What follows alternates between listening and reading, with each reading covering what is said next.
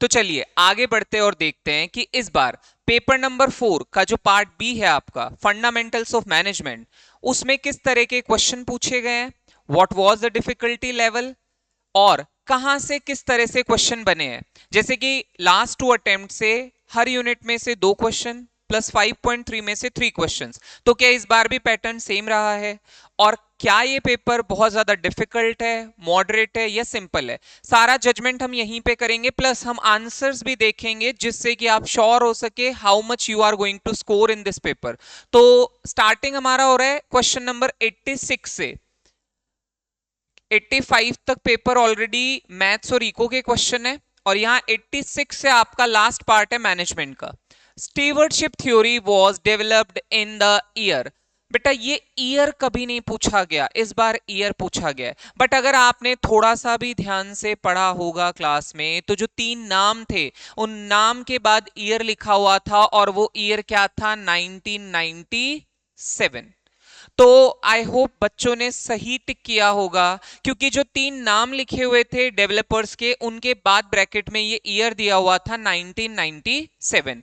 तो ये थ्योरी को डेवलप किया गया 1997 में। अब हम देख लेते हैं क्वेश्चन किस यूनिट का है, 5.2 यूनिट का। ये हमें पता है कि 5.2 यूनिट में आपको थ्योरीज ऑफ मैनेजमेंट बताया गया है, जिसमें ये क्वेश्चन है स्टीवर्डशिप थ्योरी का। अब बढ़ते हैं नेक्स्ट क्वेश्चन की तरफ। हमारा जो नेक्स्ट क्वेश्चन है वो किस तरह से पूछा गया है, कौन सी यूनिट में से पूछा गया है। तो अब आपका नेक्स्ट क्वेश्चन है 87 वाला। 87 क्वेश्चन है, which of the following is not an agency cost. Again this question is from unit number 5.2।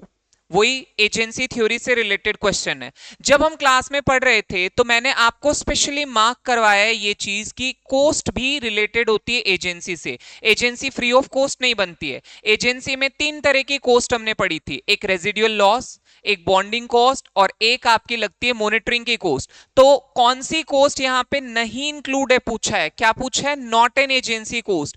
बच्चे जिन्होंने शायद क्वेश्चन नहीं पढ़ा होगा ध्यान से, तो सोच लिया होगा रेजिडुअल लॉस तो एक एजेंसी कॉस्ट है, तो आंसर लगा दिया होगा। बट मैंने जैसे कि आपको क्लास में भी बताया, हर बार आपको यही करना है, क्वेश्चन को 2 बार पढ़ना है ताकि गलती के चांसेस कम हो। रेजिडुअल लॉस तो होता है बेटा, बॉन्डिंग कॉस्ट भी होती है, मॉनिटरिंग कॉस्ट भी होती है। ये जो कॉन्करेंट लॉस है, ऐसा कुछ भी एजेंसी कॉस्ट में हमने नहीं पढ़ा है, तो इसका मतलब इसका सही आंसर होगा ऑप्शन सी। ठीक है, तो पिछले बार की तरह ही इस बार भी हमें 5.2 में से तो 2 क्वेश्चन मिल गए हैं, एक स्टीवर्डशिप थ्योरी का और एक एजेंसी थ्योरी का। और ये क्वेश्चन जो 87 है वो एज इट इज आपके मॉड्यूल में भी पीछे दिया हुआ है। तो वहां भी हमने जब क्वेश्चन प्रैक्टिस किए थे तो हमने ये क्वेश्चन डिस्कस किया था। अब बढ़ते हैं आगे, क्वेश्चन नंबर 89, सॉरी 88, 88 वाला देखते हैं।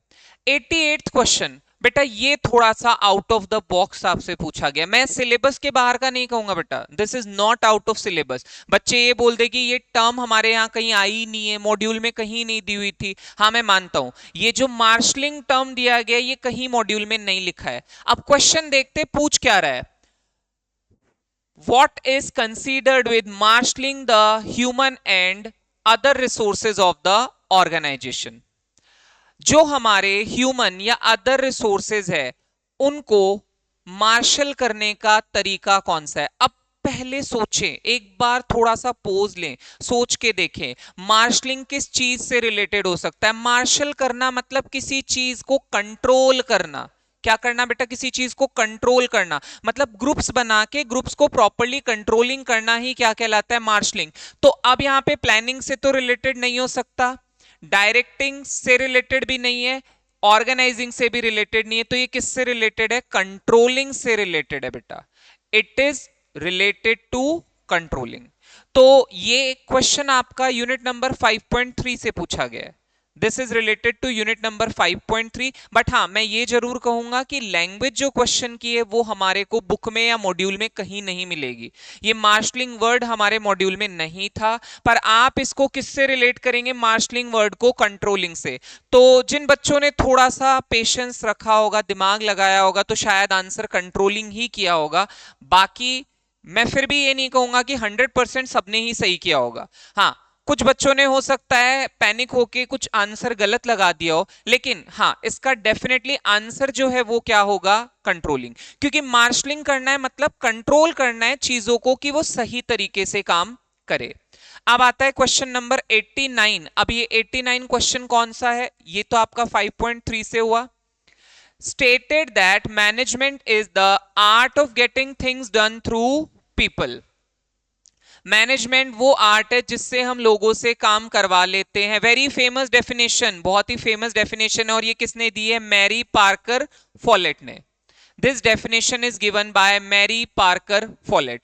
आपका जो ये क्वेश्चन है ये किसमें से है, यूनिट नंबर 5.1 से। बट बेटा उसमें ये डेफिनेशन नहीं दी हुई, आपकी बुक में ये डेफिनेशन नहीं दी हुई। ये डेफिनेशन हम बहुत बार क्लास में भी डिस्कस करते हैं, और उसके बाद हम इसको पता भी लगाते हैं कि हमारी बुक में ये नहीं दी हुई है। मैंने क्लास में एक दो बार आपको बताया भी था कि this definition is not given in your module, module में नहीं दी है। मॉड्यूल में हमें हेनरी फेयोल, पीटर ड्रकर और लुइस एलन की डेफिनेशन दे रखी थी, तो मैंने उसका भी आपको तरीका बताया था। अगर कोई डेफिनेशन ऐसी आती है जो मॉड्यूल में नहीं दी हुई थी, तो आप जो मॉड्यूल में दिया हुआ था वो तो ध्यान है कि ये हेनरी फेयोल ने तो नहीं कहा, this is not said by Peter Drucker and also not said by Louis Allen, तो बचा कौन, मैरी पार्कर फॉलेट। तो उस तरह से आप इसमें एक थोड़ा अजम्पटिव बेसिस पे टिक लगा सकते थे। श्योर नहीं होते तो भी आंसर सही जाता, तो इसका आंसर क्या है आपका, बी, मैरी पार्कर फॉलेट। ये क्वेश्चन आपका किस यूनिट से, 5.1 से। आगे बढ़ते हैं और देखते हैं अगली क्वेश्चन में कौन सी यूनिट का क्वेश्चन है। 90, determining the time sequence of job is called. अच्छा, अब ये क्वेश्चन क्या दे दिया, सर ऐसा तो कोई फंक्शन हमने पढ़ा ही नहीं है, ऐसी तो कोई चीज हमें बताई ही नहीं है। बेटा देखो, हम इसका आंसर कैसे निकालेंगे, थोड़ा सा पेपर इस बार उतना आसान नहीं था जितना पहले दो अटेम्प्ट में रहा है। कुछ एक क्वेश्चन में थोड़ा सा इन्होंने घुमाया है, बाकी क्वेश्चन का आंसर एकदम इजीली आइडेंटिफाई हो सकता है। देखो क्या बोला, टाइम सीक्वेंस बताना है किसी काम का, किसी भी काम का टाइम सीक्वेंस बताना है। तो बेटा प्लानिंग में बताते हैं नहीं, फोरकास्टिंग और प्लानिंग तो एक ही चीज मान लो, forecasting planning both are same, similar ही मान सकते हो ना भाई। फोरकास्ट करना मतलब फ्यूचर बताना, प्लानिंग में हम फ्यूचर की बात कर रहे हैं। ऑब्जेक्टिव सेट करना प्लानिंग से रिलेटेड है। What is this related to, schedule बनाना। स्केड्यूल मतलब टाइम टेबल सेट नहीं करते हम, जो क्लासेस का भी आपको टाइम टेबल मिलता है, तो टुडे स्केड्यूल, तो इसका मतलब कौन सी चीज कब होगी ये क्या बोलते हैं हम, स्केड्यूल बोलते हैं। तो टाइम सीक्वेंस किससे रिलेटेड है बेटा, स्केड्यूलिंग से रिलेटेड होता है। अब ये कौन सी यूनिट का पार्ट मानूं मैं इसको, इसको मानेंगे हम 5.3 में, क्योंकि हम वहीं पे सारी चीजें पढ़ते, ट्रेनिंग पढ़ते, ऑर्गेनाइजिंग, स्टाफिंग, ये सारी चीजें उसी यूनिट में, तो this can be considered as a part of unit number 5.3।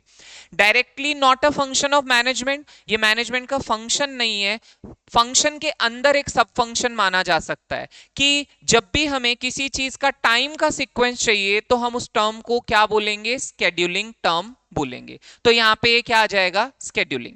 तो ये भी क्वेश्चन थोड़ा सा ट्रिकी था, बहुत ज्यादा तो नहीं बोलूंगा कि टफ था, लेकिन हाँ थोड़ा ट्रिकी जरूर था। एज इट इज मॉड्यूल में आपको ऐसी चीजें नहीं दी हुई है डायरेक्टली, तो थोड़ा सा इस बार पेपर का लेवल अप हुआ है, क्योंकि लास्ट दो अटेम्प्ट से बहुत सिंपल था, तो इस बार थोड़ा तो टफ बनता है। अब बढ़ते हैं नेक्स्ट क्वेश्चन की तरफ।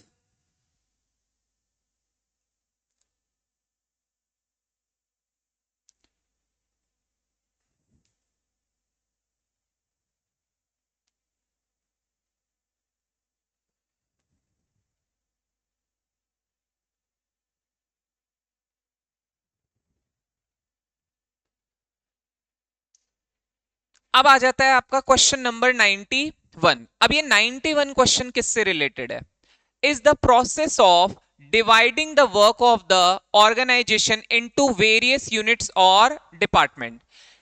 ये वो प्रोसेस है जिसमें हम क्या करते हैं, एक ऑर्गेनाइजेशन के कामों को अलग अलग डिपार्टमेंट्स में या यूनिट्स में डिवाइड कर देते हैं। वैसे बेटा इसका एक्चुअल टर्म क्या होता है, डिपार्टमेंटलाइजेशन, लेकिन हमने पढ़ा है सेंट्रलाइजेशन और डिसेंट्रलाइजेशन। हमने तो डिपार्टमेंटलाइजेशन नहीं पढ़ा ना, या डिपार्टमेंटेशन वर्ड नहीं पढ़ा। हमें इसको रिलेट करना है किससे? सेंट्रलाइजेशन से और decentralisation. That is very simple. जब चीजें एक ही जगह पे इकट्ठी हो तो हम क्या बोलते हैं? सेंट्रलाइजेशन। पर ये क्या बोल रहा है कि वर्क को डिवाइड कर दो और क्या बना दो? यूनिट्स और डिपार्टमेंट्स बना दो। तो इसका मतलब ये किससे रिलेटेड है? Decentralisation of authority. कि अथॉरिटी को एक जगह पे मत रखो, क्या रखो? सेंट्रलाइज की बजाय डिसेंट्रलाइज रखो। अगर आप इसको कहीं सर्च करेंगे तो इसका एग्जैक्ट आंसर तो बेटा ये आएगा, डिपार्टमेंटेशन। एग्जैक्ट आंसर जो इसको टर्म बोलते हैं कि यूनिट्स में डिवाइड करना वर्क को या बनाना यूनिट्स या डिपार्टमेंट्स, उसका वर्ड जो होगा दैट इज डिपार्टमेंटलाइजेशन। लेकिन क्योंकि हमारे सिलेबस में सेंट्रलाइजेशन डिसेंट्रलाइजेशन है तो हम उससे रिलेट करेंगे कि डिसेंट्रलाइजेशन में हम क्या कर सकते हैं। एक जो कंपनी जिसका कोई काम चल रहा है और उसके वर्क अगर डिवाइड करते हैं और कहीं अलग अलग जगह पे यूनिट्स बना देते हैं तो दैट शोज की कंपनी क्या कर रही है? डिसेंट्रलाइजेशन ऑफ अथॉरिटी कर रही है। तो हम ये वाला नहीं टिक करेंगे, हम कौन सा ऑप्शन टिक करेंगे? सी, डिसेंट्रलाइजेशन ऑफ अथॉरिटी। और ये हम कौन से चैप्टर में पढ़ते हैं? कौन सी जगह आता है ये? 5.5 में, जहां हम अथॉरिटी, रेस्पॉन्सिबिलिटी और ये सारे प्रिंसिपल पढ़ते हैं, वहां पे आपका इंक्लूडेड है। फिर आता है which of the following is an on the job training method. इनमें से कौन सा ऑन द जॉब ट्रेनिंग का मेथड है? ऑन द जॉब ट्रेनिंग का मेथड कौन सा है? आप देखो, ऑन द जॉब मतलब जहां जॉब में जाके आपको कुछ सीखना है। इसमें भी इन्होंने थोड़ा सा ऑप्शन चेंज किया है। ये question as it is module में है, लेकिन उसमें ऑप्शन थोड़ा सा अलग है, यहां पे थोड़ा अलग है। देखो, कॉन्फ्रेंस, कॉन्फ्रेंस तो बेटा कोई कहीं भी अटेंड कर लेता है, तो of the job. Sensitivity training या टी ग्रुप ट्रेनिंग, ये भी ऑफ द जॉब। ब्रेनस्टॉर्मिंग भी ऑफ द जॉब। बचता है पोजीशन रोटेशन, पर हमें पोजीशन रोटेशन नहीं दिया, मॉड्यूल में क्या दिया है? Job rotation. मॉड्यूल में क्या लिख के मिलेगा? Job rotation. अब इससे अगर कोई बच्चा कंफ्यूज हो गया हो तो वो बात अलग है, बाकी कोई इसमें अलग चीज नहीं थी भाई। पोजीशन रोटेट करो या जॉब रोटेट बोलो, that is the same thing. कि एक इंसान को अलग अलग पोजीशन पे काम कराना, तो वो सेम ही काम तो नहीं करेगा ना। जब पोजीशन अलग है तो जॉब भी अलग होगी। तो job rotation is something that is related to on the job training. तो ये आपका किससे रिलेटेड है क्वेश्चन? ट्रेनिंग कहां पढ़ते हैं हम? प्लानिंग, स्टाफिंग, ऑर्गेनाइजिंग 5.3 वाले चैप्टर में ही आपको मिलता है ट्रेनिंग वाला, जिसमें आपका ये ऑन द जॉब ट्रेनिंग का क्वेश्चन पूछा गया है। क्लियर है? तो ये क्वेश्चन भी कोई डिफिकल्ट नहीं था, बस ऑप्शन थोड़ा सा यहां घुमाया गया था।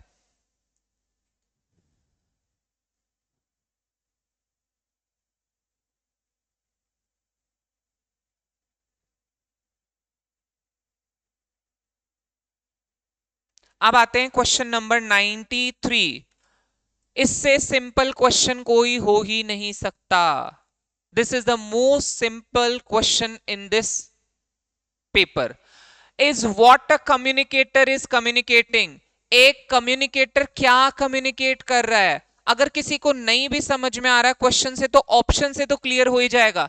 क्या वो मीडियम कम्युनिकेट करेगा? नहीं। क्या वो एनकोडिंग करेगा? नहीं। क्या वो डिकोडिंग करेगा? नहीं। कम्युनिकेट जो हो रहा है वो चीज क्या है? मैसेज। तो इसका आंसर क्या होगा? ए। इससे सिंपल तो कोई क्वेश्चन हो ही नहीं सकता। ये तो 2 नंबर आपको फ्री के मिले एक तरह से।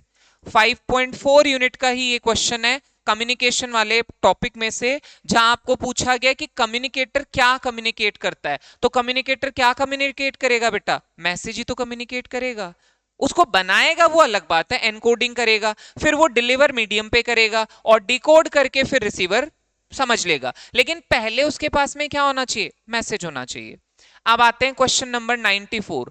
अंडर द विच स्टाइल मतलब of leadership the policy is to leave things to take their own course without interfering. बस मुझे इस पे ही फोकस करना है। ये है क्वेश्चन 5.5 का लीडरशिप वगैरह, जहां हम पढ़, सॉरी 5.6 लीडरशिप एंड मोटिवेशन जहां हम पढ़ते हैं। तो अब इसमें देखते हैं कौन सी स्टाइल ऑफ लीडरशिप में हम क्या करते हैं, चीजों को छोड़ देते हैं बिना इंटरफेयर किए। तो बेटा हमने जो बेसिक स्टाइल्स ऑफ लीडरशिप उसमें तीन पढ़ते हैं, लेसेस फेयर या फ्री रेन, फिर उसके बाद डेमोक्रेटिक और ऑटोक्रेटिक। जहां ऑटोक्रेटिक की बात है तो हर चीज कंट्रोल्ड है, हर चीज में इंटरफेयर होगा, आपको कुछ भी पावर नहीं मिलेगी। जहां डेमोक्रेटिक की बात करते तो पार्टिसिपेशन आ जाता है। लेकिन लेसेस फेयर या फ्री रेन में हम कुछ भी नहीं कंट्रोल करेंगे, हम बोलेंगे तुम जैसे चाहो वैसे कर सकते हो, टोटल फ्रीडम रहती है। तो इसका मतलब इसका आंसर क्या होगा, लेसेस फेयर। हमें इंटरफेयर नहीं करना ना, we need not interfere in the task of the person, तो इसका मतलब ये क्या है, लेसेस फेयर है। ठीक है, कि कोई कंट्रोलिंग जैसी चीज नहीं होगी, जैसा मन हो वैसा आप काम कर सकते हो। अब आगे बढ़ते हैं, क्वेश्चन नंबर 95 देखते हैं। Is the process of interesting part of work by the superior to his और हर सबॉर्डिनेट। ये तो बेटा हम n number of time discuss कर चुके हैं। जब हम अपने काम को किसी को दे देते हैं या फिर अपने काम के कुछ हिस्से को किसी को दे देते हैं तो वो क्या कहलाता है, डेलीगेशन ऑफ अथॉरिटी। क्या कहलाता है, डेलीगेशन ऑफ अथॉरिटी। अगर किसी को नहीं भी याद आ रहा होगा ना तो बेटा ऑप्शन से समझ में आ जाएगा। सेंट्रलाइजेशन तो नहीं होगा, रेस्पॉन्सिबिलिटी तो अथॉरिटी के बाद आती है और अकाउंटेबिलिटी उसके भी बाद की चीज है, तो इसका मतलब क्या होगा, डेलीगेशन ऑफ अथॉरिटी। कौन से चैप्टर से, 5.5 से। ये बहुत ही सिंपल क्वेश्चन है। तो एक दो क्वेश्चन में ही ट्रिकी लगे मुझे कि जिसमें कुछ अलग सा कुछ पूछ लिया या आउट ऑफ द बॉक्स कुछ पूछ लिया, लेकिन बाकी क्वेश्चन जो हमने पढ़ा है क्लास में उसी से रिलेटेड है, तो आराम से आप अटेम्प्ट कर पाओगे। अब आ जाते हैं क्वेश्चन नंबर 96 पे। We are approaching towards the end, end आने ही वाला है, बस हमारा 4-5 क्वेश्चन और डिस्कस करने हैं। अब आते हैं क्वेश्चन नंबर 96 पे। 96 में क्या पूछा है, मैनेजमेंट में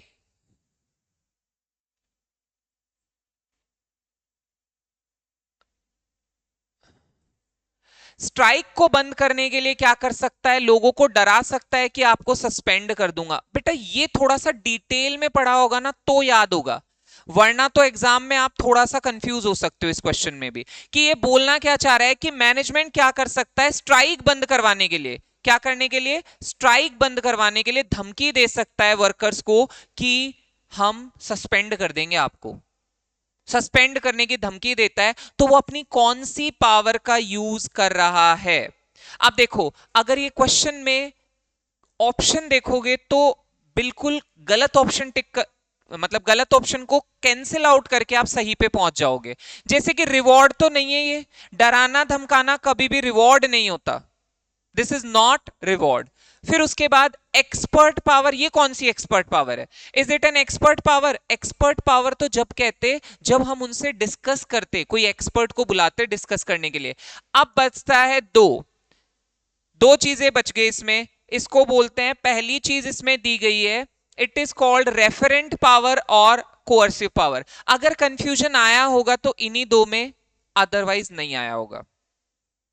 कंफ्यूजन आएगा तो इन्हीं दो में, ऊपर वाले दो तो बिल्कुल क्लियर थे। अब देखो कोअर्शन का मतलब क्या होता है, अगर यहां से नहीं भी ध्यान है तो बेटा आप लॉ पढ़ते हो, लॉ में भी ये वर्ड आता है, कॉन्ट्रैक्ट में कोअर्शन, तो वहां से भी कुछ आइडिया तो लगा सकते हो। कोअर्शन मतलब किसी को दबाना, किसी पे ओवर पावर करना, किसी पे डोमिनेट करना। तो यहां पे ये कौन सी पावर का यूज कर रहे हैं बेटा, कोअर्सिव पावर का। और ये वर्ड हमारे उसमें मॉड्यूल में भी इंक्लूडेड है, ऐसा नहीं है कि मॉड्यूल का वर्ड नहीं है, this word is also included in the module, ये मॉड्यूल में इंक्लूडेड है। तो जब एक मैनेजमेंट वाले लोग अपनी पावर्स को यूज करते हैं, किस किस तरीके से, कोअर्सिव पावर, कोअर्सिव मैनर में, कि दबा रहे हैं उनको, डरा रहे हैं कि सस्पेंड कर देंगे अगर हमारी बात नहीं मानी और स्ट्राइक बंद नहीं की। तो अब ये क्वेश्चन में हमें क्या मिला है, कोअर्सिव पावर सही आंसर मिल गया है। तो थोड़ा कंफ्यूजिंग था लेकिन इतना डिफिकल्ट ये भी नहीं है।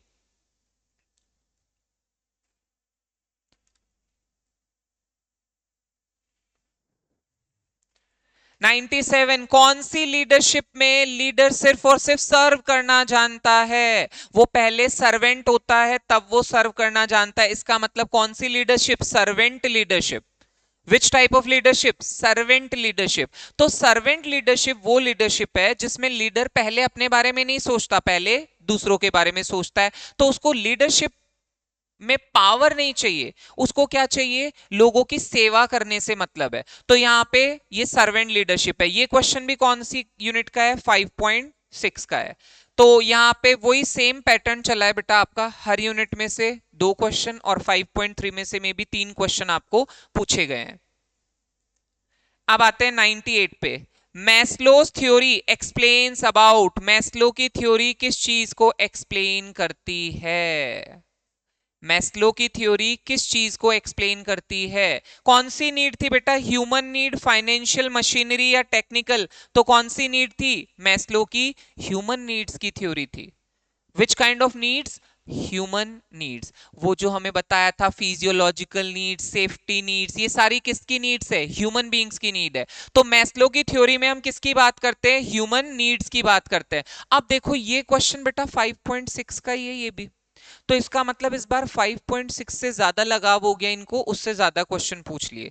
मतलब एक क्वेश्चन आपको लेसेस फेयर वाला मिल गया था जो लीडरशिप स्टाइल्स में आता है, फिर उसके बाद आपको ये सर्वेंट लीडर वाला कॉन्सेप्ट मिल गया, और एक ये आपका मोटिवेशन वाले पार्ट में से क्वेश्चन आ गया, मोटिवेशन की थ्योरी से रिलेटेड, मैस्लो की थ्योरी से ये क्वेश्चन पूछा गया है। तो इसका मतलब इस बार 5.6 को ज्यादा वेटेज दिया गया है।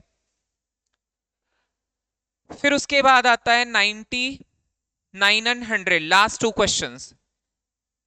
99 और 100 दोनों ही 5.7 से रिलेटेड है। किससे रिलेटेड है? 5.7 से।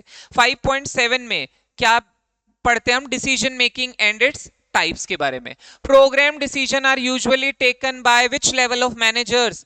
बेटा नॉन प्रोग्राम्ड कौन लेंगे? टॉप लेवल वाले। तो प्रोग्राम्ड मतलब जो बने बनाए हैं, कोई भी ले सकता है, तो हम कौन सा लेवल बोलेंगे? Lower level. लोअर लेवल भी प्रोग्राम्ड डिसीजन ले सकते हैं, they have the power to do the same. फिर उसके बाद 100, decision making is a part of which function? Management के कौन से फंक्शन में डिसीजन मेकिंग करनी है? बेटा डिसीजन मेकिंग में क्या होता है? Choices, alternatives are available and you need to choose out of the same. और सेम ऐसी चीज हम कहां करते हैं? प्लानिंग में। तो प्लानिंग में डिसीजन मेकिंग शामिल होती है। ये भी हमने शुरू में इसी यूनिट में पढ़ा था 5.7 में, कि decision making is a part of planning actually, कि मेरे सामने बहुत सारी चॉइसेस आ गई, विच टू चूज, कौन सी चीज चूज करूं, तो ये डिसीजन मेकिंग है। तो ये आपके 5.7 के 2 क्वेश्चन थे। तो लगभग पैटर्न सेम ही रहा है, ऐसा पैटर्न में कोई खास चेंज नहीं किया है। पैटर्न में पहले भी यही था कि हर यूनिट में से 2 क्वेश्चन, एक में से 3। पहले ये 5.3 में से पूछा करते थे लास्ट 2 अटेम्प्ट से, इस बार 5.6 में से आपको 2 क्वेश्चन की बजाय 3 क्वेश्चन मिल गए। और पेपर का लेवल अगर मैं बोलूं, नॉट सो डिफिकल्ट, थोड़ा मॉडरेट बोल सकते हो। सिंपल नहीं है, हाँ definitely it is not very simple, but हाँ मॉडरेट आपका पेपर रहा है। एंड होपफुली आपने आराम से 12 क्वेश्चन तो सही ही अटेम्प्ट किए होंगे।